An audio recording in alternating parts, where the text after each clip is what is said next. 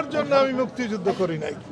শুধুমাত্র 14 দল বাংলাদেশ না, আমি বঙ্গবন্ধুর আহ্বানে মুক্তিযুদ্ধ গিয়েছিলাম বহুদিন পরে। আমার বড় ভাই লতিফ সিদ্দিকী, যাকে দেখে আমি রাজনীতিতে এসেছিলাম, আজকে তার সঙ্গে আমি কোর্টে বসেছিলাম। আমার কাছে খুব ভালো লেগেছে। আমি বলবো, কোটার জন্য আমি মুক্তিযুদ্ধ করি নাই। আমি দেশের স্বাধীনতার জন্য মুক্তিযুদ্ধ করেছি, মানুষের মুক্তির জন্য মুক্তিযুদ্ধ করেছি।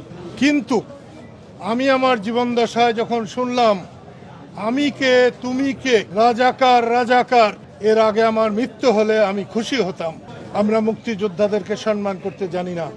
মুক্তিযোদ্ধাদের কোনো কোঠার দরকার নাই, কিন্তু মুক্তিযোদ্ধাদের সম্মানের দরকার আছে। যতদিন বাংলাদেশ থাকবে মুক্তিযোদ্ধাদের এইভাবে নিগৃহীত করার কোনো মানে হয় না। সম্মান করা দরকার। 54 বছর দেশ স্বাধীন হয়েছে। কালকে আমি এই কোর্টে আসার জন্য যখন টাঙ্গাইল থেকে আসি, তখন